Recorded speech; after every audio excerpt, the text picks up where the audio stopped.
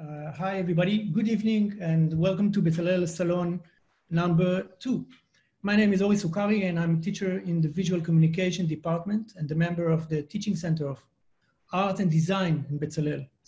Without the support of the center, the series of events wouldn't be possible. So I wish to thank Moran Zarchi, Ori Yakutiel, Barak Perlman, Liad Brix-Edgar, and Merav Solomon. Thank you very much for making it. Today with me is Dr. Yifat Raubeni, who teaches creative economy in the visual and material culture department in Bצלאל, and we both will conduct this evening talk. So please mute your microphones, which you already did.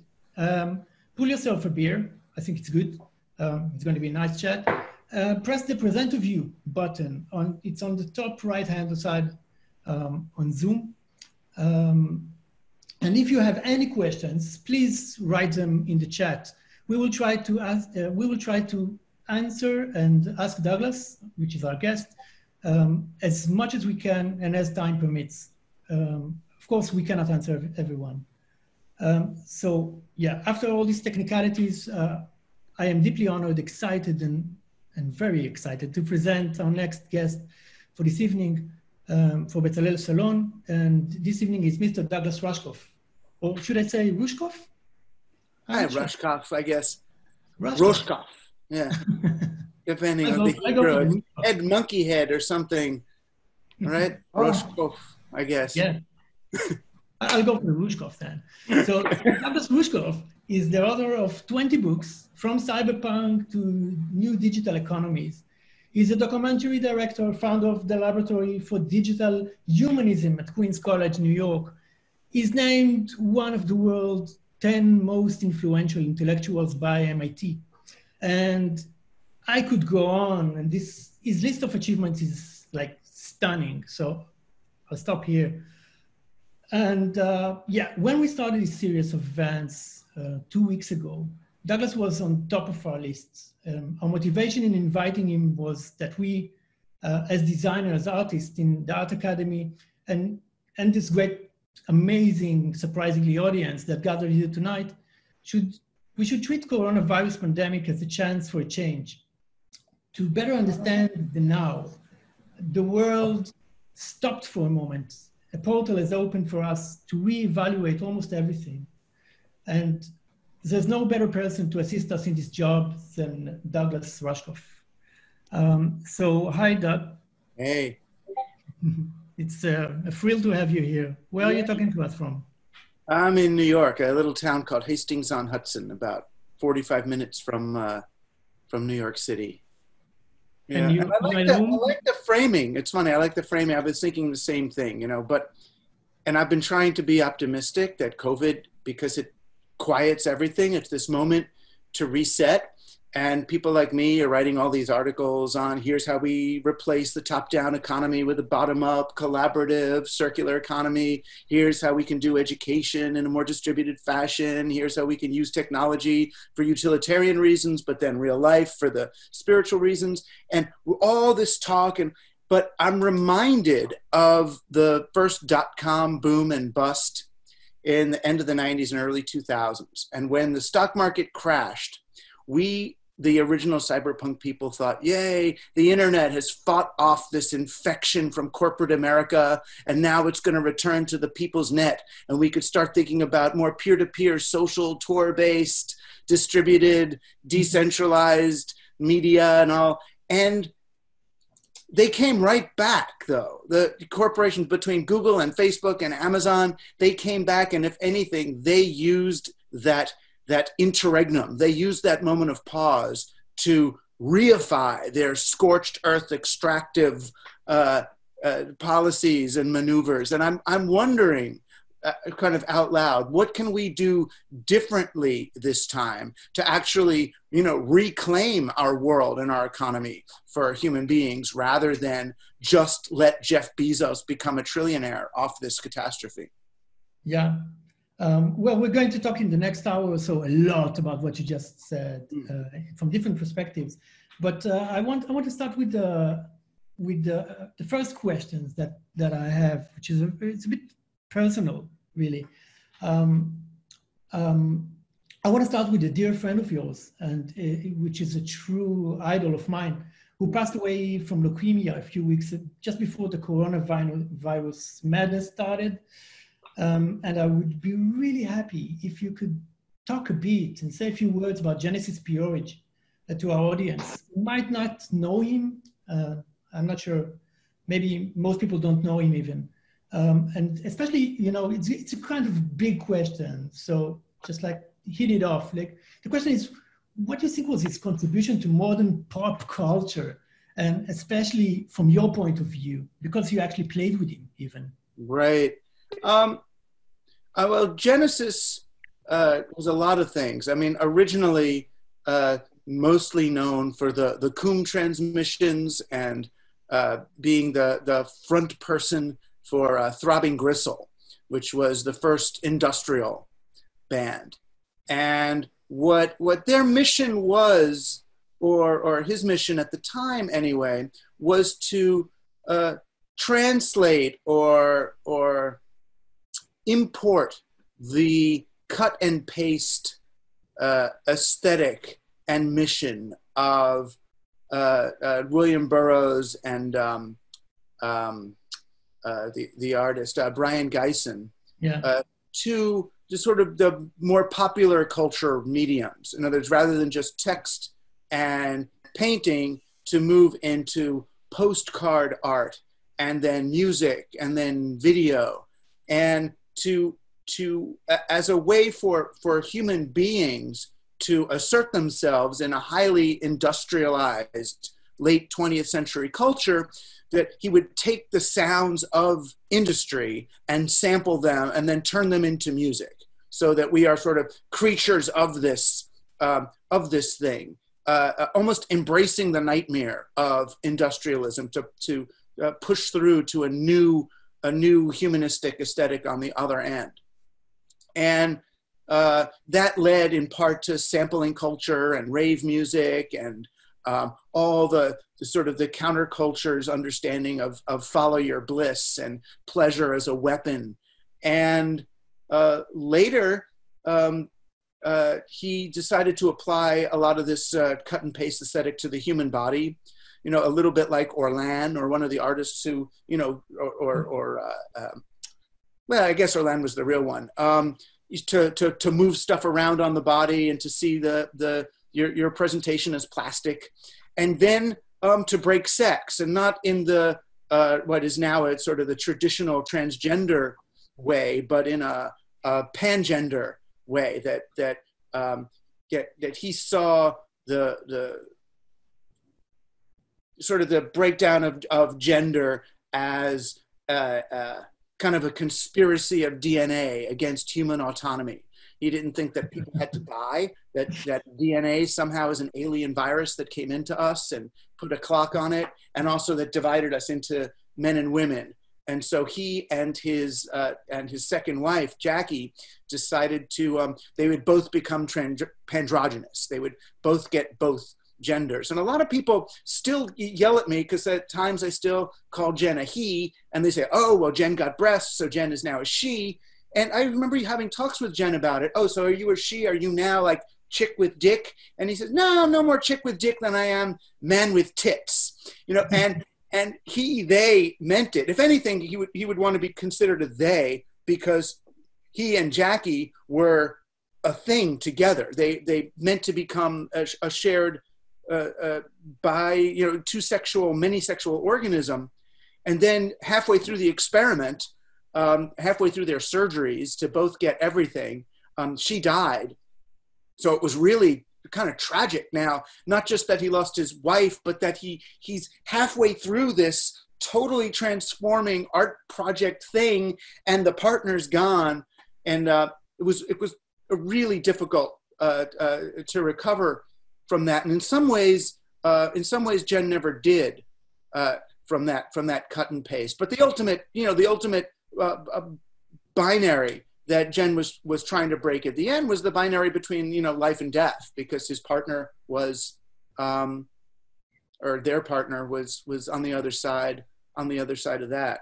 But Jen was a marvelous, difficult, true true artist, you know, demanding of himself and everybody else more than anyone was able to give, which in some ways is, you know, both the pleasure and blessing of getting to spend time with someone like that, but also just the curse. It's really hard to be. It's like being on acid all the time, you know. Yeah. Well, great. Thanks for that. Everybody in the audience, like, check him out. We got his name in the chat, so you can copy and paste it and read a bit about him. So yeah, moving on to the next question. In your first book, Siberia, was capturing the moment. You actually talked a bit about it now. It was capturing the moment of hope for young digital culture, raves and MDMA, ecstasy. The many options of connectivity we had, personal, and, you know, it was like inner connectivity along with these early days of techno utopias, you know, like internet connectivity. Can you tell us a bit about that time? What was so special about that time? In some ways it's hard to describe. I mean, for me, I mean, I discovered it because my most psychedelic friends from Princeton, where I went to college, had moved out to Silicon Valley to work in computer companies. And it seemed strange to me that those would be the people who would go out there to do that, because I always thought of computer people as, you know, I mean, I knew them in high school. I learned to program in high school, and they were, you know, had pocket protectors and little glasses, and they would turn corners in the school, you know, very at right angles. They were kind of nerdy people. And here were the most dangerous, countercultural, Grateful Dead, you know, DMT, ayahuasca taking people going to Silicon Valley to get jobs. And it became an interesting story to me for that reason. And as, you know, I went there and spent time with them, and they would be, you know, working at Intel during the day, and then they would come home to Oakland, and we'd be scraping the peyote off cactuses, or, you know, going on trips together and making, you know, stealing Sun microstations to make fractal art for a Grateful Dead projection show, you know, at the Greek that night, or doing raves and smart drugs. And it became clear to me that people who were experienced in psychedelics were uniquely qualified to create worlds that we would behold. You know, they were not afraid to hallucinate things into reality, and many other people were. You know, the only people who weren't were psychedelics people and kids. You know, 12, 13, 14-year-olds could do that because they weren't, they didn't have that same level of fear. So I got interested in the emerging computer culture, the digital culture, because I saw it as one face of a multi-headed, a wide range of cultural phenomena, from fantasy role-playing games to psychedelics to rave to the Gaia hypothesis to chaos math and new physics and Pokemon and anime and the retrieval of medieval alchemy and magic. And all of these things seem to be part of a single cultural movement. And what it seemed to have in common was that people believed that reality was up for design, you know, that we could redesign reality. It was what even the title of the fledgling magazine of that world, Reality Hackers, before it became Mondo 2000, was about hacking reality. So the idea that it was that psychedelics and computer technology were kind of the same thing. And it seemed inevitable to us at the time that we were now infecting the corporate digital organism with these deep countercultural, magical, psychedelic, alternative approaches and aesthetics. I mean, we were wrong, you know, because we didn't understand what was so political about what we were doing. We didn't understand how quickly capitalism recovers and can reinfect almost any movement. We were a little high and a little inexperienced and a little young, but it was a magical moment. And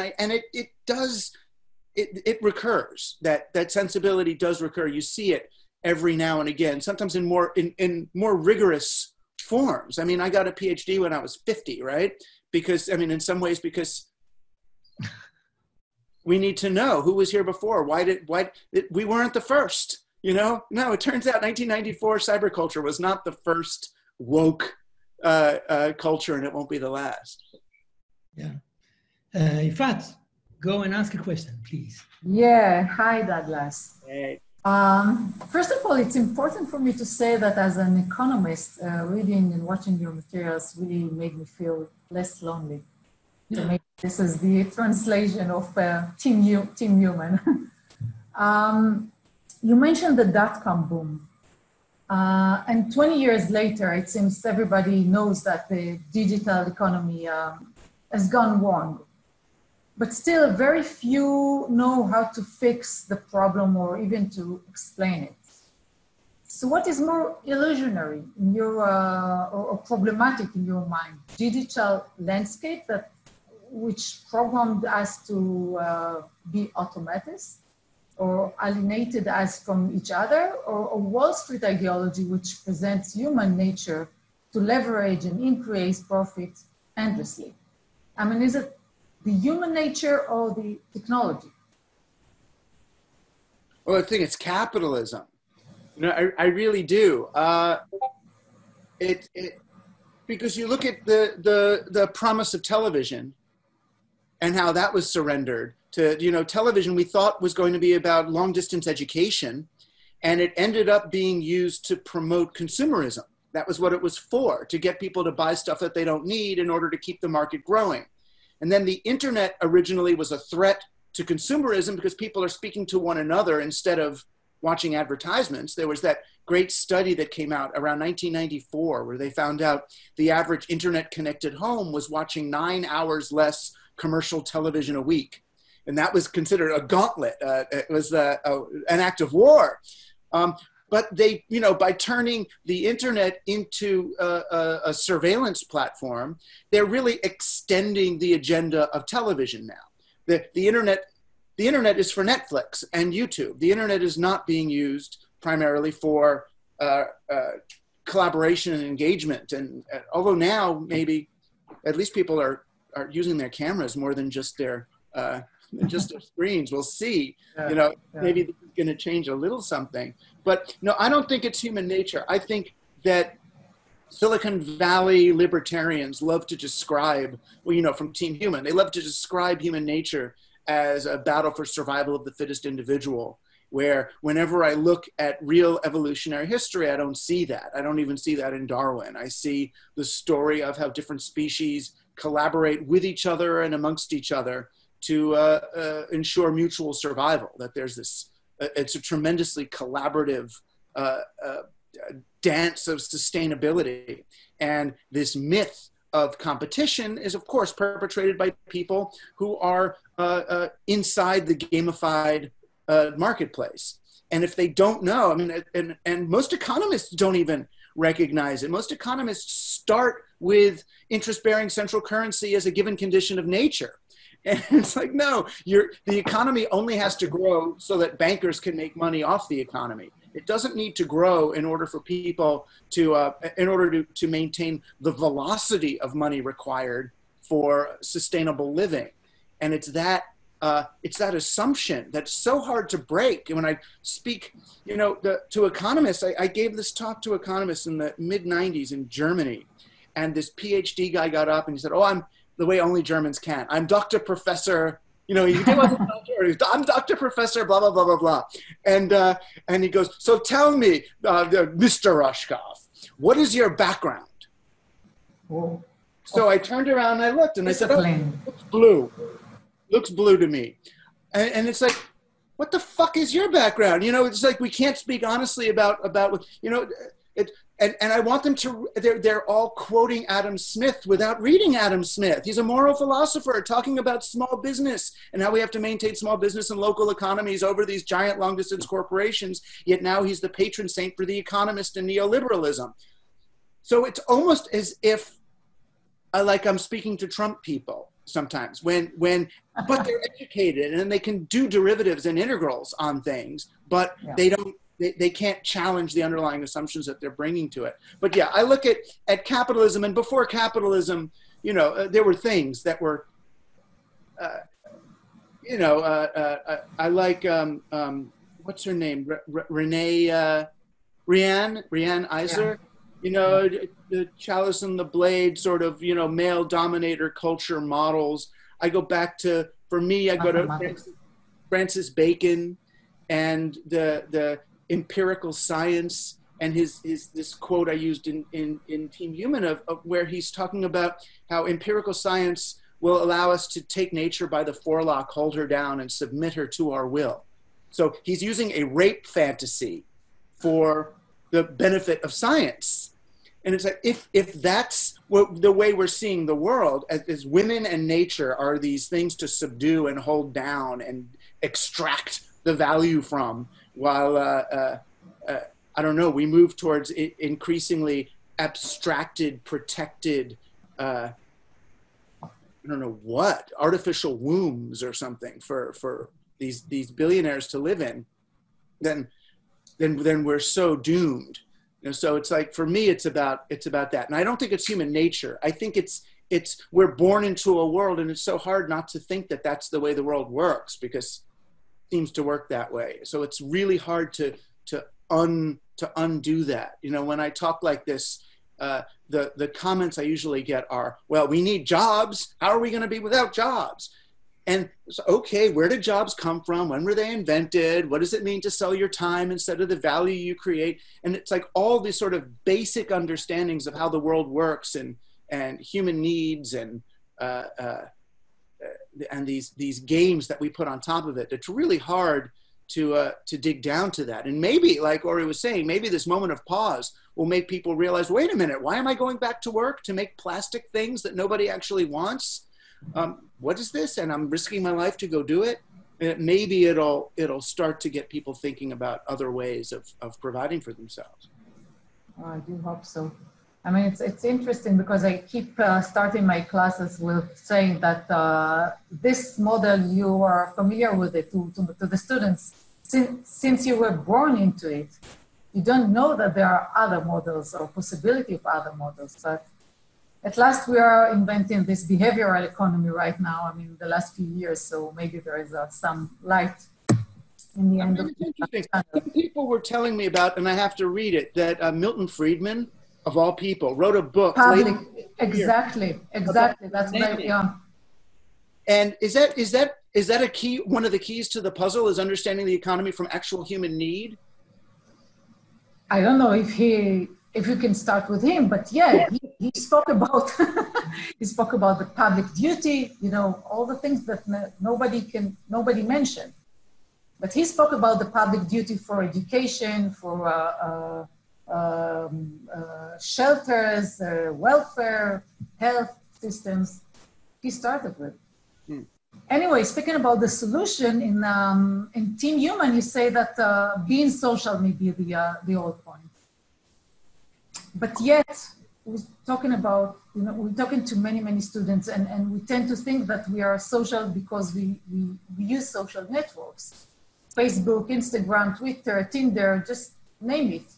But you also say that solidarity is our power as humans. And indeed, global economy and its discontents have convinced many to look for regional and local solutions, local economies, etc. But small communities are not necessarily adopting humanistic and democratic values, as we can all know. Sometimes they even increase isolation and repression. So social networks, stock markets, or maybe our local, you know, Middle Eastern bazaar. Which marketplace can fit the 21st century and its users? Do we need a combination of middle class, millennials, to rebuild our social solidarity? What are the components for rebuilding social solidarity? Well, I mean, I don't mind that you've combined commerce and social in the same question, because I don't see them as distinct. You know, and I think many leftists, progressives, Extinction Rebellion people, we tend to think of, oh, there's the market, that icky stuff that we want to kind of avoid. And then there's all the humanistic things that we do together. And in reality, if we don't look at the market as apart from us, I don't mean the stock market, but commerce. Commerce is the most social thing that people did. Those were the bazaars and the Ottoman and the marketplaces of Europe were some of the first truly social places where everything happened, from gossip and politics and sex and religion. They would read Torah on market days. I mean, everything happened around the exchange of goods. It's just the only difference was nobody ended the day with a pocket full of gold. They ended the day with the stuff they needed. Most of the monies would expire by the end of the market day or soon thereafter. That the money itself was like the poker chip that you used just to exchange. It was more like money was more like language. You know, you don't leave a conversation. Oh, how many words did I collect? You know, it was the transmission. The words, the language was the medium, not the object. So I do think we can revive, and I see them farmers markets and flea markets, local markets. I think we can retrieve those as part of our real world and our small downtowns, our shops. The problem is that still, thanks to certain kinds of regulation, most of the shops and shopkeepers in a small town or an area are just selling the same goods from China that Walmart or Amazon are selling. There's so few businesses left that actually create things. That's part of what coronavirus has shown America, that we can't make a mask, we can't make a ventilator, we can't make anything. We outsourced all of our competencies to China or Vietnam or other places. We don't know how to do anything. And we did all that not because it's more efficient, it's not genuinely more efficient to do that. It just alienates labor from the value they're creating better. I mean, in America, we fish for shrimp, for prawns in the Gulf of Mexico, and then ship them to China where they get deshelled, and then they get shipped back to America where we eat them. Now, there's no way in which that could possibly be more efficient on the planet, on labor, on time, on energy, on anything. But it's more efficient by the bizarre balance sheet of the way a corporation can discount slavery and exchange rates and other things. So the more visible that becomes, I think the less we'll be dependent on these global supply chains, and the more the closest model I can come up with in real economics would be anarcho-syndicalism. You know, a sort of cottage industries networked together, that now that we have an internet, we can network in a kind of a Mondragon way. But most of what we get, we don't need to be from long, giant global supply chains. 90% of what we use are not iPhones. You know, that we could still get globally, sure, but the food, the shelter, the things that your home are built out of could be things that are derived from 50 miles of your home. The things you eat can be all local. So much, especially we see now with COVID, so much of what we need is very practical and locally available if we do that right. And the rest can be achieved through networking. And I'm also interested in seeing some, digital tends to retrieve the medieval. You know, it retrieved, even Genesis would even talk about that. You know, the Burning Man and piercing and scarification and craft beer and Etsy and making things. There's a medieval sensibility. But what else comes back with medieval is, in addition to the alchemy and the absinthe and the weird stuff, is the commons, is distributism, is subsidiarity. And these are basic economic concepts. Subsidiarity just means you don't grow a business larger than it needs to be in order to serve its purpose.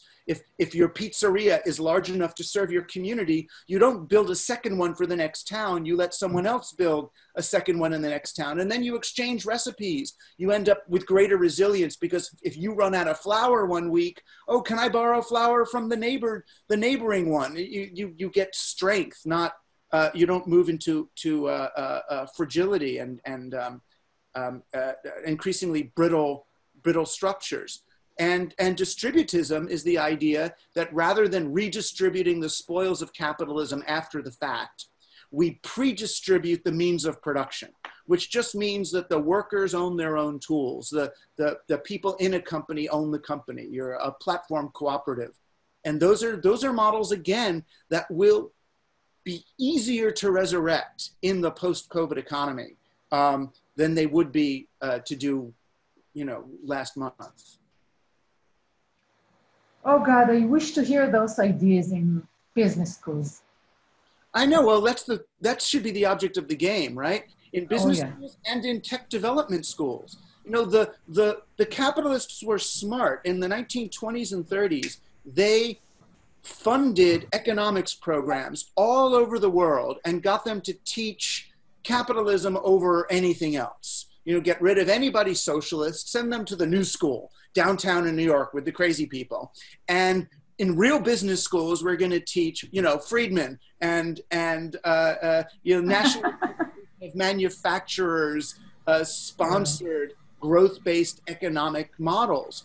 And so what we need to do as the ethical vanguard is infect technology schools with ethics. You all say you want to save the world with your technology. Well, let's talk about what saving the world entails. Let's talk about circular economics. Let's talk about social justice. Let's look at what externalities are and how to prevent them.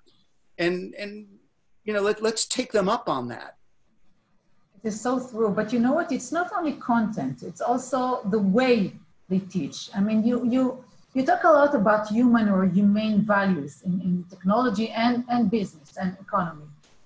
And coming from a business school, I tried for years to insert social values into its portfolio. Like I teach courses in social economy and social finance and impact investment and whatever. And then it comes into my mind that this is not the right focus. I mean, the old Western ethos is being built on individualism. In business school, it is translated into entrepreneurial mode when you have to be innovative, fight, win, and take it all. And in the arts, it is manifested in being soloist and looking for your own unique voice. But surprisingly, business schools always work in teams. They build clubs, they preach networking, always teams. And by the way, business school teaches now how to become a holding company, where design schools are still focusing on how to produce. I mean, it's interesting to see the change. So what is together nowadays? How can we build a team, a social society that will function for our joint prosperity and not for our shareholders or holding groups? I know, and it's funny that we have to think about this even in an era that's supposedly defined by social media. But exactly. But we know that social media is the most antisocial, individualistic, isolated, pixelated mirror. That's all you're really looking at is you're logging in to see what the algorithm thinks of you today, and whatever friend they throw at you is just the algorithm trying to reflect back to you a more extreme version of yourself. What you're talking about is why I tried to write Team Human. In other words, what if I made a manifesto that argued that being human is a team sport?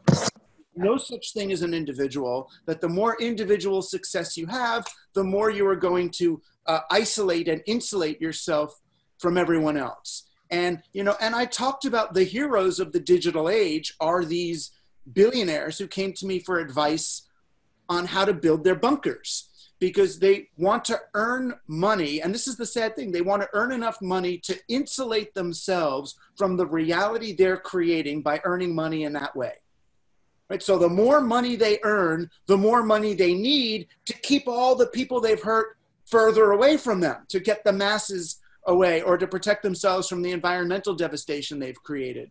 So I thought maybe by telling that story, it would help them see that, oh, you know, that's not a great path to go down. And then when I go to the business schools, I say, I usually say to them, could you imagine somehow being okay with earning tens of millions of dollars instead of $1 billion?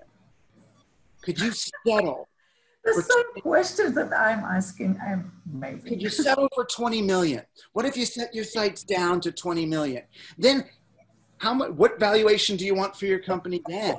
And how many investors do you want? I know it's only 20 million. You're not going to get the airplane. You're not going to get the plane. You're not going to get even a seat on Richard Branson's rocket ship off the planet when it goes, but you'll have 20 million. You know, and a lot of them say no. 20 million, no. I want to be the Zuckerberg. I want $1 billion. I need eight digits. I mean, but then at least they know. At least they know. The winners take it all. The winners take it all. They're playing a poker game. They want a Gini number. And I do the math. I show them what happens if we reach a Gini number of 1. What happens? Who do you have to play with then? Who's left? You know, what are you going to do then? You know, then you're going to have everyone dependent on you, right? And then I guess you get whatever woman you want because they all need you for their money. It's like, what are you thinking? And they can't. Whoa! I mean, I'm trying to help them think about what kind of a world would they want to live in, and to imagine themselves powerful enough to help build that. But yeah, it has to do with. It was funny. I was just reading my copy of Media Lab. You know, the Stuart Brand's book about Nicholas Negroponte's Media Lab, the MIT, the original Media Lab. And I have Timothy Leary's copy of the book with all of his angry notes in the book. And there's great stuff in there. Like he counted all the names in the index and he said like, you know, 2% women, ha, you know, because he saw only 2% of the names in there. And what he was writing in the margins, the image I got from it, from all of his margin notes, was that the guys at the Media Lab are trying to recreate the womb. His picture of what they wanted was to relive the childhood they couldn't have. Because every baby has needs from its mother, and you cry when you're a baby, but you can't express exactly what you want. And part of the anxiety that we're left with is the memory that our mother couldn't anticipate all of our needs before we needed it. They couldn't bring the breast before we're thirsty, or cuddle us before we're anxious, or put us to bed before we're tired.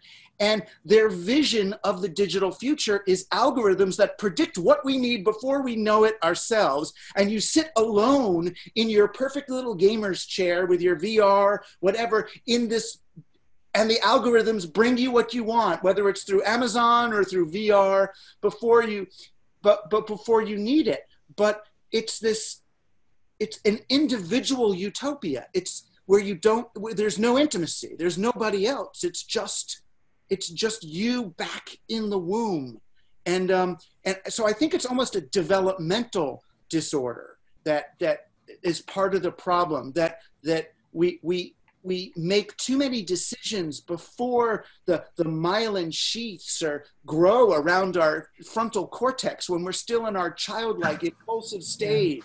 You know, poor little Mark Zuckerberg was 19 years old, you know, when he was dragged off to be a billionaire. He couldn't know yet he didn't finish college. So it's sort of that. But yeah, how do we get people through adolescence before they make their big decisions? How do we get people beyond to the place where they realize that intimacy with other people is the most fun thing you can have, not the thing to avoid?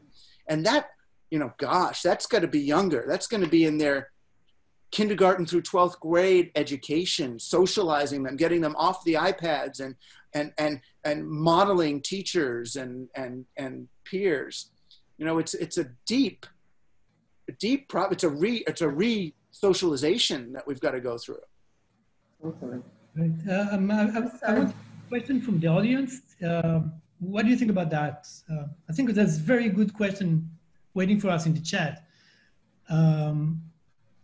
Haven't we lost the game? That's exactly what I wanted to ask you. Haven't we lost the game? I want to.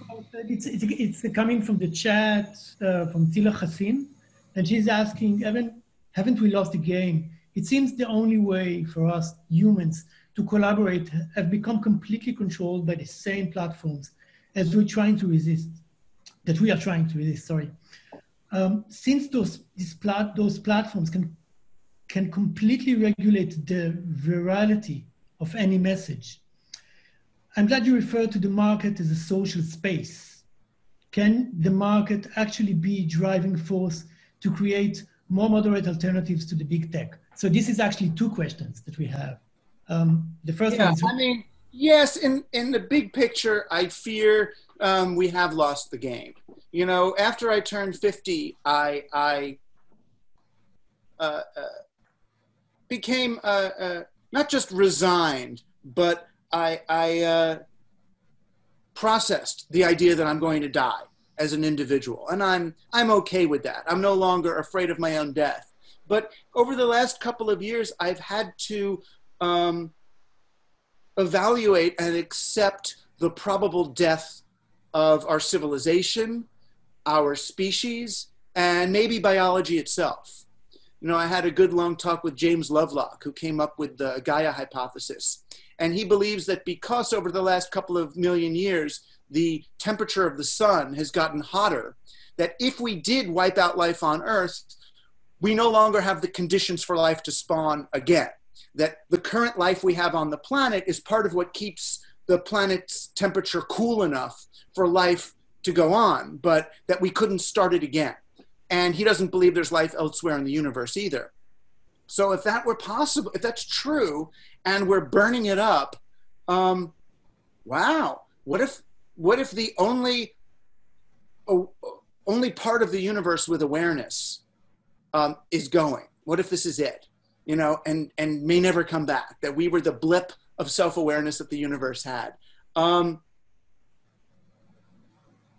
It'd be a pity, right? But I'm adjusting to that. You know, I'm adjusting to that and deciding that it doesn't matter how long we're here. It matters the same ideas that I have for myself as an individual. It matters what we do when we are, and can we experience infinity in a moment?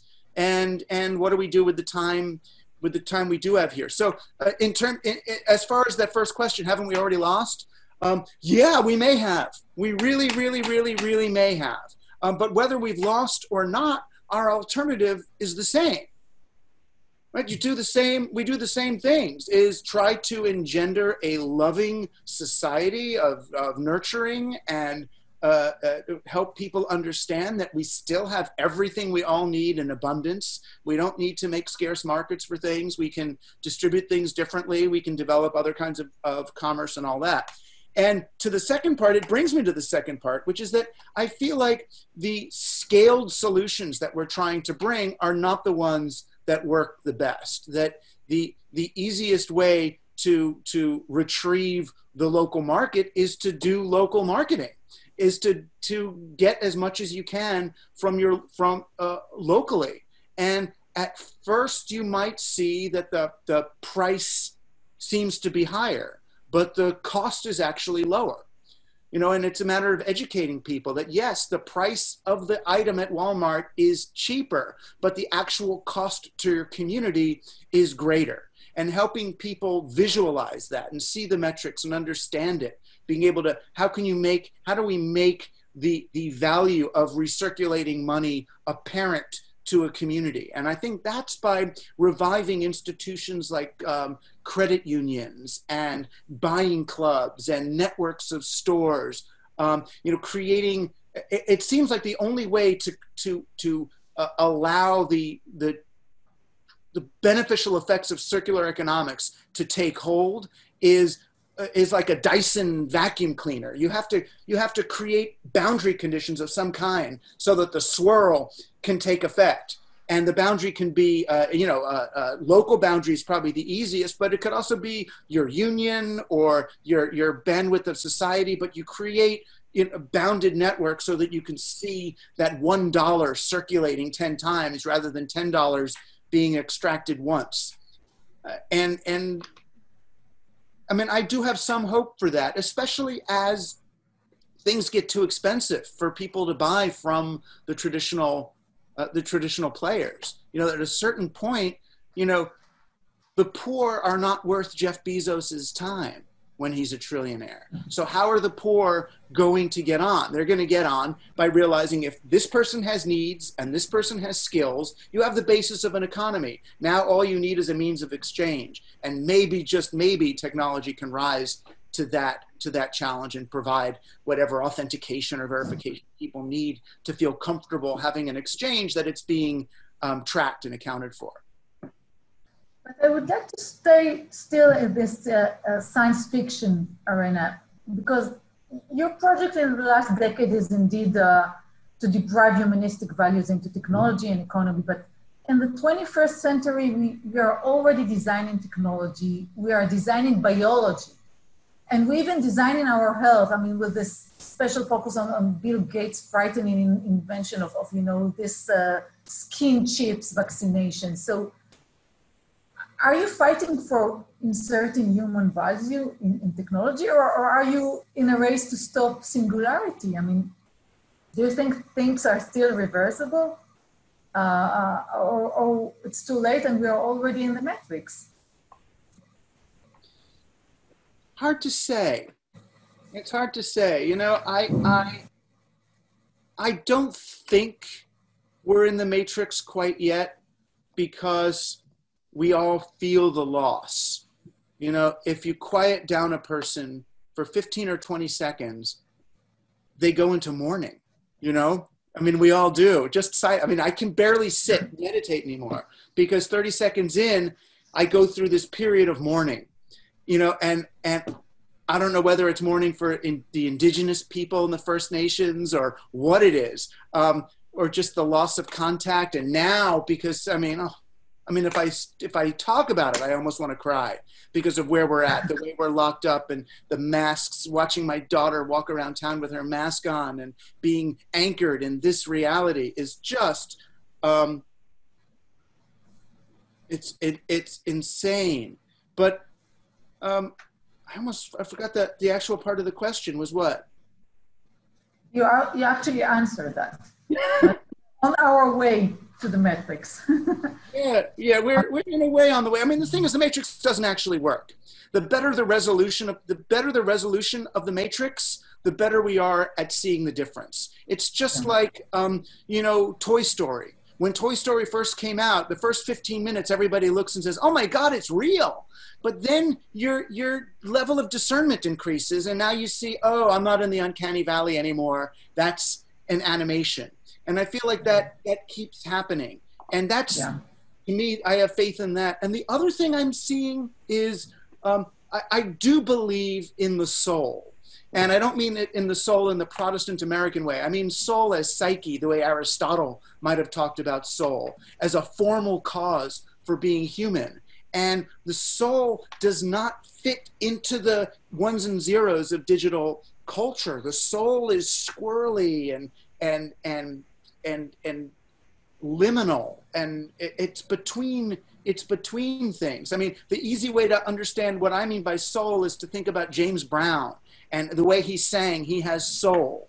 And if you took James Brown and produced him now, you would auto-tune his voice, right? So James Brown reaching up to the note or coming down in over the note, that would be auto-tuned away. Right, so we would literally shave off the humanity from what he is, shave off the soul. And I think now people are starting to recognize, wow, I'm listening to music and it's just like being in an elevator. There is nothing. I'm not listening to music. I'm listening to an MP3 algorithm that imitates the qualities of music into my earbuds. But there's nothing affecting my body. There's nothing there. And I think as we start to hopefully there's still a hunger for that. You know, right now there's more, seems to be more of a youth culture appetite to cut and paste something on TikTok than there is to experience music in the body. But they did go from Facebook to, they're moving their bodies. One girl does this and she videotapes it, and then another person imitates that, so they're starting to move their bodies. I'm starting to feel like maybe, just maybe, kids are looking for more incarnate experiences, even through digital media than we had before. Yeah. So one very important character of the soul. I want to ask you about fear or ignorance and duty. The dean of my former business school asked me one day to stop mentioning the word social as it harms the school's prestige. And Israeli-born Professor Admati, one of the 100 influential people of the world according to Time magazine, said she can present her agenda against big finance corporations only because of her tenure in Stanford. Now, Douglas, you are a brave man, really. But many people do not find the courage to speak their values openly and loudly as you do. And as a possible answer, you say that art can act as anathema to business and commerce, that it is going to defend us from the endless growth. And indeed, artists present a unique example. They hold the mirror. They force us for reflective observation. But in an age of fakeness and shallowness, deep and critical thinking are ignored also among artists. It requires really courage to insist on values and meaning. So how can we grow daring artists, social artists? How can we stop weakening our mirror holders? Interesting. I think it's by learning how to celebrate and appreciate the non-utilitarian function of art. So, you know, since Aristotle's time, we came to understand theater as a catharsis creating machine. And from Aristotle to Aaron Sorkin, and we've seen the 3-act structure of a motion picture is like a perfect computer-tuned catharsis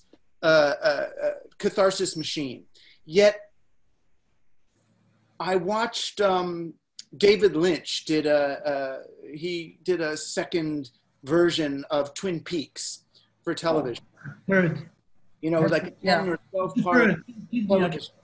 I was addicted to Twin Peaks, okay. Yeah, but the new Twin Peaks, in a beautiful way, doesn't make sense. It doesn't. It has plots and subplots and things, and if you pay too much attention to the subplot, you're like, what? Wait a minute. But then you realize it almost doesn't matter. It's like subplot, blah, blah, blah, blah, money, blah, blah, blah, blah, murder, blah, blah, blah, blah, insurance. Okay, it's one of those subplot intrigue things, but then he'll have a scene of like 10 minutes of just somebody sweeping the floor.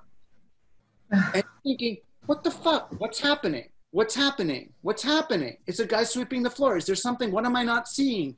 And then you realize he's training the viewer. He's training the audience to say, don't look there. Don't look to the plot. Don't look for the answer. Don't try to solve the puzzle. That's not what this is about. This is not one of those. This is something else. So he's training you to sit and be with this aesthetic, dreamlike experience and have it impact you on other levels. What does it mean, as David Byrne says, what does it mean to stop making sense?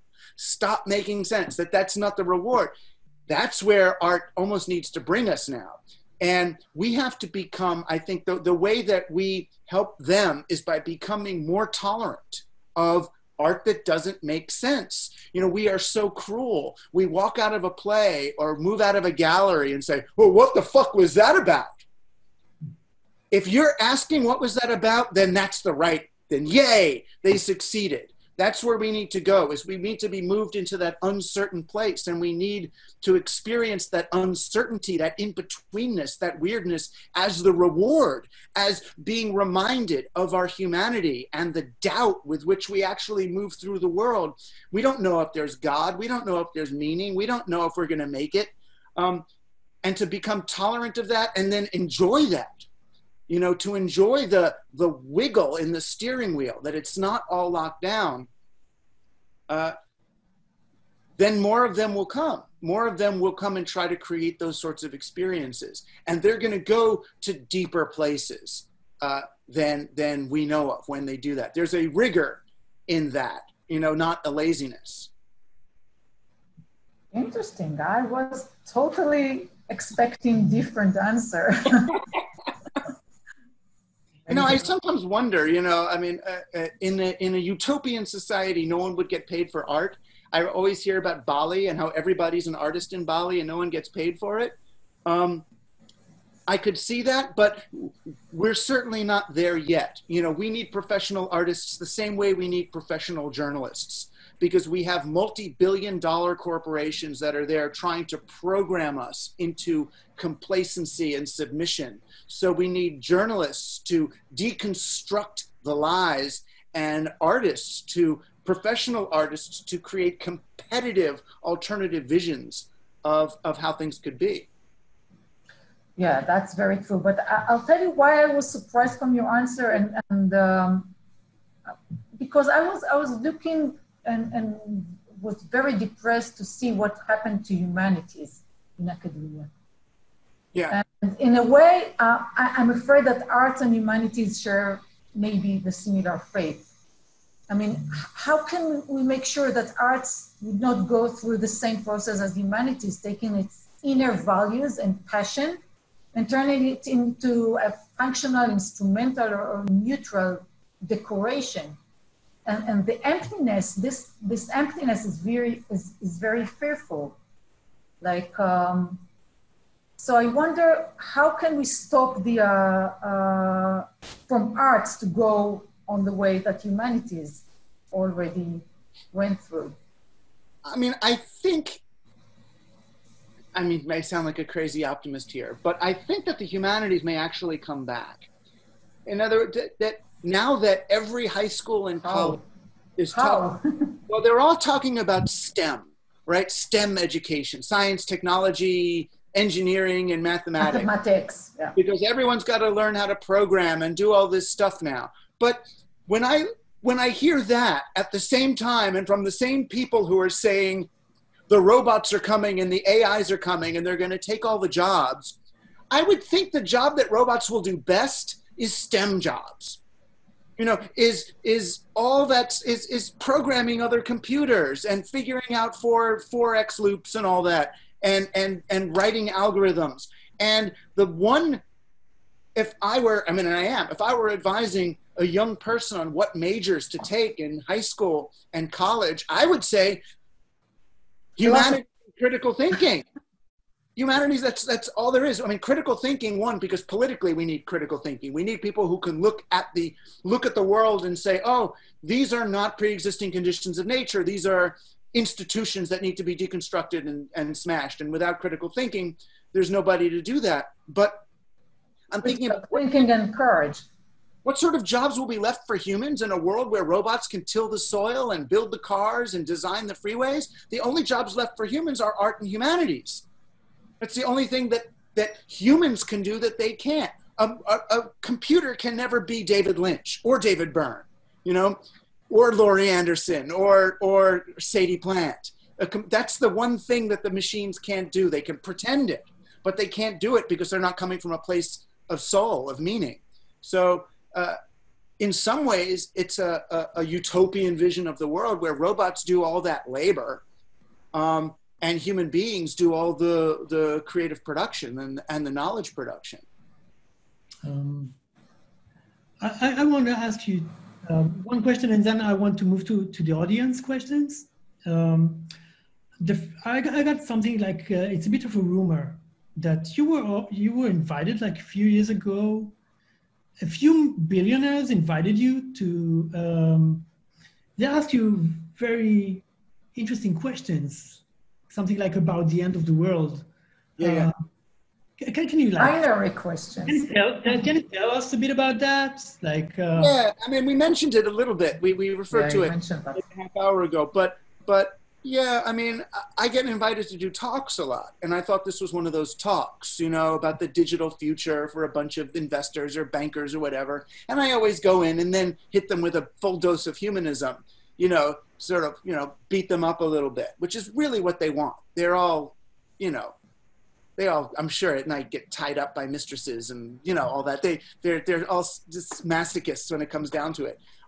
So I'll give them a good beating and hopefully get one or two to convert to being human again. But these guys, instead of it being a talk, they came into the dressing room, into the green room, and they sat around a table, and it was only 5 guys. And it turned out the whole talk, this huge money talk I was doing, was for these 5 people. And they didn't want to hear my talk. They just wanted originally investing advice. They wanted to know, you know, which is better, Bitcoin or Ethereum, or virtual reality or augmented reality, things like that. And then finally they got to the question, Australia or, you know, well, New Zealand or Alaska, you know, where they should put their bunkers. And they started asking me all these really weird futurist questions about, you know, what's more likely, you know, biological attack or terror or social unrest from this, and how will the people come? And the question that we got on for the majority of the event was, how do I maintain control of my security force after my money is no longer worth anything? You know, so they're imagining the real end of the world. They've got 20, you know, Green Beret, Marine, Special Forces guys, or Mossad, you know, hired dudes in there. How do they maintain control over them? Why aren't those guys just going to take all the food or take over the place? And they were wondering, do I create a special combination on the vault so that no one can get in but me? Or do I use shock collars of some kind? And, you know, and I joked with them. I said that what they should do is, I said, go to your head of security and pay for your head of security's daughter's bat mitzvah now. Right? Because if you've paid for someone's daughter's bat mitzvah, they're not going to then, you know, kill you when the apocalypse comes, because they'll always remember, he paid for, you know, he paid for Marnie's bar mitzvah. You know, the idea was that, you know, I mean, and then it goes to the question I was talking about before, this insulation equation that I use, you know, that rather than trying to earn enough money to insulate yourself from the rest of the world, what about making the world a place that you don't feel the need to insulate yourself from?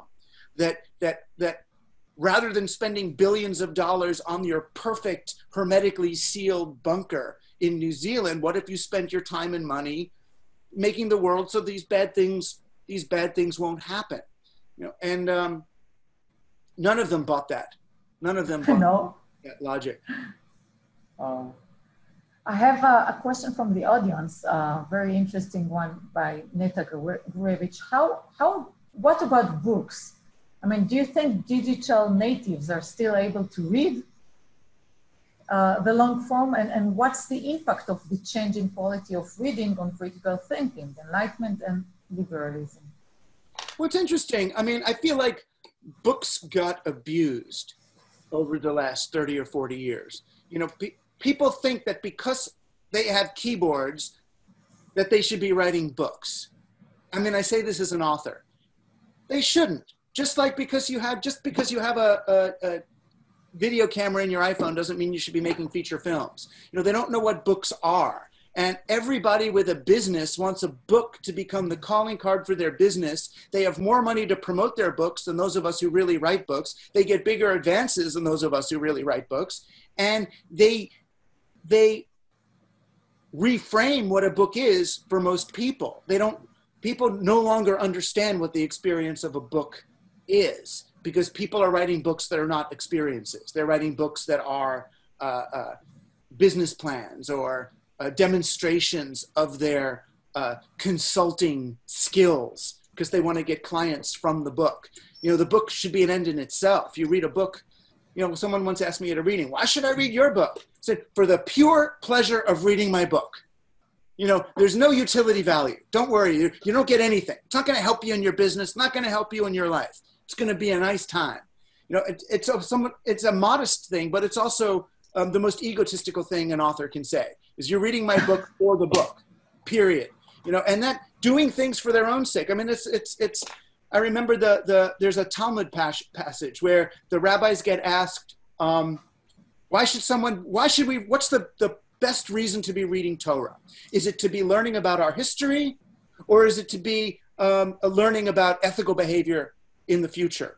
And the rabbis, like Rambam, whoever it was, someone said, it's not for your history or for your ethical behavior. The best reason to read Torah is lishma, right? You're reading Torah for its own, you read Torah for its own sake.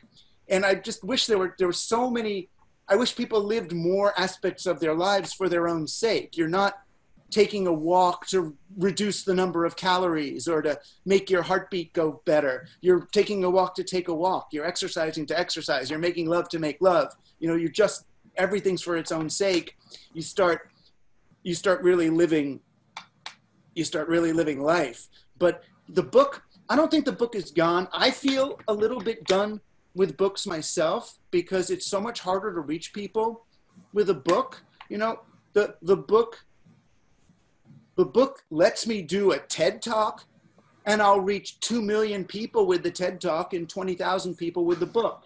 Or I'll write an article, you know, and I'll reach 1 million people or 500,000 people with the article. So sometimes the book helps open a certain door, or the writing of the book gives me time to actually create bigger thought structures. But the way I communicate those thought structures to the world usually is not, or the way the world picks it up is usually not by spending even the 3 hours it takes. I wrote such a short book, this last one, even the 3 hours it takes to read this book, because books are, it's a different form.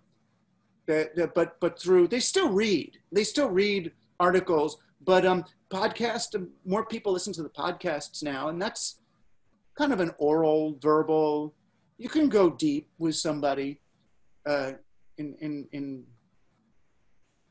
it's a different medium and you got to learn it, but there people are looking for ways to do deep thinking.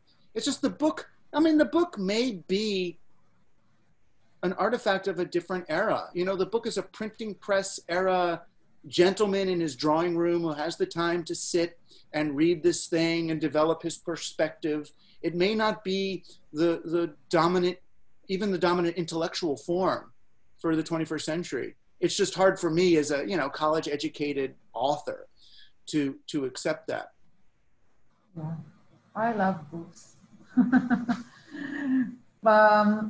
Okay, you probably like the ballet and opera as well.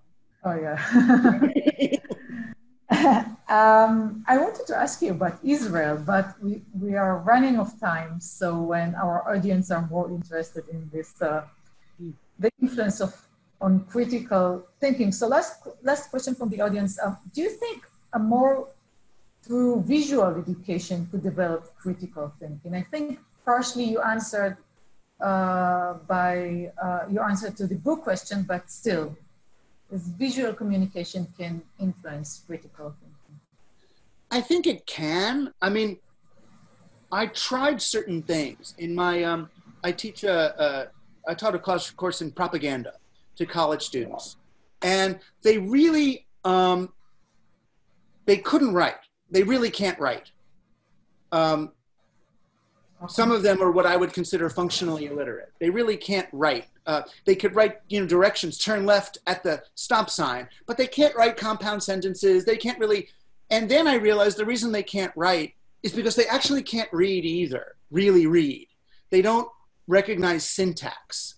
So I tried to teach them sentence syntax, and it really wasn't working for me to teach them syntax that way. So I thought what I would do, well, why don't I use the visual medium and show them syntax in film grammar? So I'll take like a scene from a Hitchcock movie and show them the way the film grammar worked as a syntax, just to get them used to the idea of syntax. And then I realized it was just as hard for them to see and recognize the syntax in a linear visual movie as it was for them to recognize it in text. So I think the critical thinking lapse covers and is the same in text as it is visually, as it is in songs. You know, to try to teach them what is verse, chorus, bridge, and how that works, and where do they not use it in a different song, or when do they violate a key signature, and all these, to look at the patterns. It requires a kind of engagement with material that they're not used to doing. You know, that everything is washed over them. You know, music is rarely listened to. Music is on in the background. When I go into a store, you know, a clothing store with my daughter, and hear the music that is making it so we can't talk and can barely see what's going on, I'm thinking, wow, this music is serving the opposite function of what music is for. You know, this music is this ambient noise rather than this thing that we do, that we pay attention to. So it's a retraining of, in some ways, it's a retraining of the senses. You know, and again, I have to be unbiased and say, okay, am I asking them to do 20th century style sense making, or have the inner senses grown and adjusted differently in a digital media environment, and they're doing sense making, you know, in a different way? Wow, like it's retraining the senses.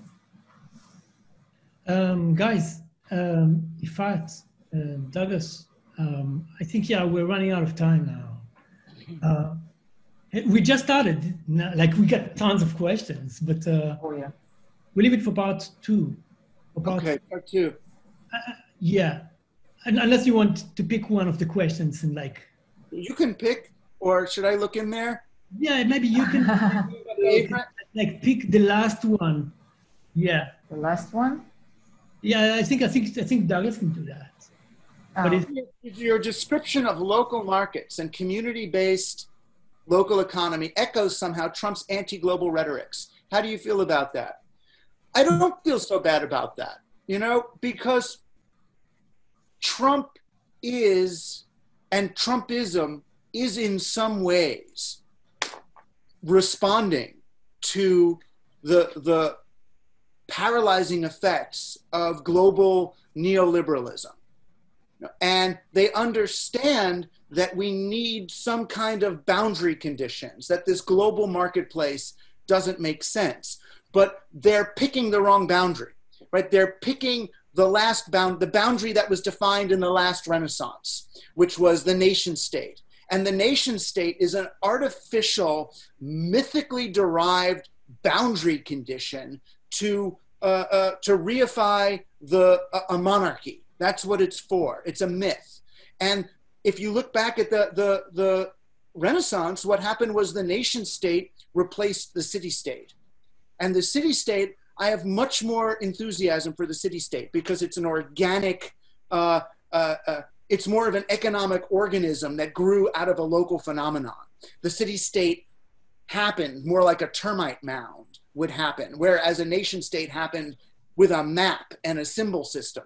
So if it is a retrieval of the medieval and the digital age, then the nation state retrieval was a detour, was a misunderstanding by mythical sort of fundamentalist people who like these mythical beliefs. But what we should actually try to promote instead is the retrieval of the city state.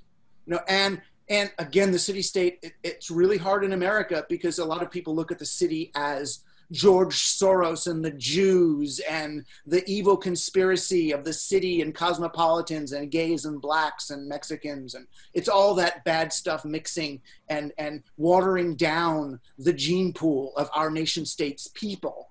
But if we can start to see the city as sort of a natural